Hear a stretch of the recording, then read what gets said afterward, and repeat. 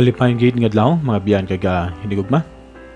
Salamat sa Ginoo sa liwat sa dako nga oportunidad makapanambalag magtas pagtuon sa pulo sa Ginoo. Diri gyapon sa ton sa morning devotion. Ang ato nga text diri sa 2 John chapter 1 in verse 8. Ang pulong siyo nagasiling, "Watch out that you do not lose what we have worked so hard to achieve. Be diligent so that you receive your full reward." Kabay pa ang Ginoo magapamasang pulong, magapangamuyo kita. Langit nun kabla namon nga may salamat sa bagulot nga adlaw, gihatag mo sa amon. Salamat sa oportunidad nga makatuon kami sa pulong nimo. Patawara kami Ginoo sa mga paglapas nga namos matubangan. Ikaw magapakamay Ginoo sa tanan namon nga mga kaupdanan diri Ginoo sa amon sa morning devotion. Diri sa Pilipinas, kag subong man sa amon mga OFWs. Kabay pa may nga ikaw gid magaupod sa amon sa adlaw. Inapo namon ni Ginoo, ginabalik namon ang pagtugyan kag pagpasalamat kay Kristo Jesus. Amen. Well, aton nga pagtulokon ang aton nga passage sa sigid nga adlaw sa pamalandong naton sang pulong si Ginoo, spiritual to-do list. May ata nga mga himuon nga pagbutang sa mga lista. Kawagay nami gimana. Sa una, part ina sa ngamon nga training, part sa ngamon nga ginahimo adlaw, nga may ara kagid nga listahan sa himuon mo kad adlaw. Kag kinahanglan naman naton ang spiritual to-do list. In 2 John chapter 1 verse 8, ang pulong sa Ginoo remind sa aton, "Watch out that you do not lose what we have worked so hard to achieve. Be diligent so that you receive full reward." May duwa diri ka mga pulong nga aton nga tan-awon kag aton nga tutukan sa atong pagpamalandong sang pulong sa Ginoo. Kag ini mga pulong ini at first glance daw hindi gid siya bala nami, daw hindi man nimo na makitaan ang iyang kamatuoran. Kadaw paglantaw nato una daw sa wala man lang, kay daw ginapabayaan lang man. Ining mga pulong nga duha ka pulong ato tulokon, procrastination and priorities. Nagunahuna kita nga ang mga procrastinators ining matawong ini nga ginahimo nila ang tanan and put off doing what should be done, sila kabuhi kagamoni ang tuwag naton priorities. Nga kung tulpang doon ining matawong ini ginabutang nila at gintalikdan lang iban nga mga butang agod nga maghimo lamang sang pinaka-importante nga bagay, and that is life's priorities. Pero hindi po silingon nga ilagay talikdan ang tanan, put off everything. They do what is important to them. Even ang mga procrastinators have priorities. Kag gini siya ma-apply naton sa tanan nga bahin kag sa aton tatagsa ka mga paggabuhi.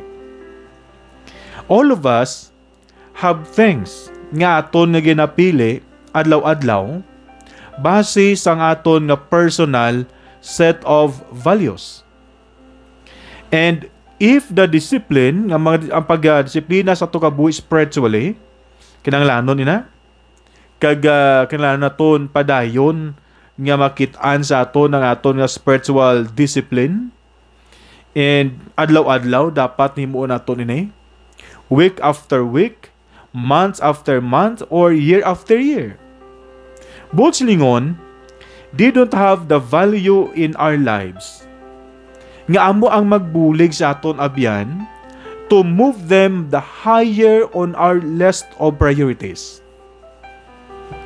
Anong imo nga mga listahan sa mga priorities in life? And be honest, abyan. We need to be honest with ourselves. With God, sa pagtawag nato sa uglingon Christians. Apang, kung ato tulapang doon, nasapwa naton nga nakulangan kita, kag napaslawan kita sa pag-practice sa tawag discipline of the Christian life. In our prayer, in our service, in our acts of compassion, kag sa pagtuon sang pulong sa Ginoo, and even worship. And set up a disconnect for which we will one day give account. Manabat kita sini sa Ginoo abyan. Nga kung paano nato ni ginhimo, ini kagano itong i-practice. Ining aton nga pagdisiplina sa itong kabuhi spiritually. Nga dapat, nga mangin honest kita sa pagtawag sa ugalingon, we are Christians, and dapat di nato mapaslawan, di ita paslawan sa pagdisiplina sa ugalingon to practice the discipline of Christian life in prayer, in service, in acts of compassion, study of God's Word, worship, nga dapat hindi na sila madula sa aton. Sige tayo nag-claim nga mga Christians, dapat makita na sa aton abyan. Dapat dina-practice naton ina. Nga man, one day, manabat kita sini sa Ginoo. Kung paano ta nagpangalagad siya, paano itong gamit atong tion, paano itong gamit atong kabuhi dito sa kalibutan, magkutunta sa Ginoo, anong imo ginimo para sa akon? Kabay pa, nga may isabat kita sa Dios. Take stock today. Are you procrastinating about the real priorities in your life and in your spiritual life? Isa ini ka maayo nga adlaw abyan to move them higher sa aton nga to-do list. Ibutang naton dira ang aton pagsimba, ang aton pagpangamuyo, ang aton paghimo sa aton nga pagpakita sa aton gugma sa Dios, pagis paggugma sa iban, ang aton pagtuon sang pulong sa Ginoo. Nga kung aton makita blautod, we have left undone those things which we ought to have done. Nga mo na pwede nato himuon, pero kung kaysa nalipatan nato na nga paghimuon. Abyan kag utos si Ginoo, kamusta ang aton nga spiritual life, ang aton nga Christian life? We need to be honest. Be honest. Kung nag-claim ka nga Kristohanon, nag-claim sa mga linggo that you are Christian today, then base paslawan kita sa pag-practice sang discipline of the Christian life in our prayers, in our service, in our acts of compassion, study of God's Word, and worship. Kabay pa utod, ang pulong sa Ginoo mag-remind sa aton to have a proper priorities sa ato kabuhi. Kabay pa nga mauna nato ng Ginoo ang managambal ni Jesus Christ in Matthew chapter 6 verse 33. But seek ye first the kingdom of God and His righteousness, and all these things shall be added unto you. Madamo gid nga salamat abyan sa imong pagpigupod sa pagtuon naton sang pulong sa Ginoo sing aga, kag kabay pa nga ang pulong sa Ginoo ga remind sa aton sang aton nga pagdisiplina sa ato kagalingon, especially sa ato spiritual life, sa Christian life. Kabay pataghaan ta sang prioridad ang pagpangamuyo, ang pagtuon sang pulong sa Ginoo, ang pagsimba, ang paghimo sang maayo. Kagato tagaan sang prioridad ang Dios sa ato tagtag sa kamangkabuhi. Abyan kagutod si Ginoo, pananggapon ko nga pangabay si mo.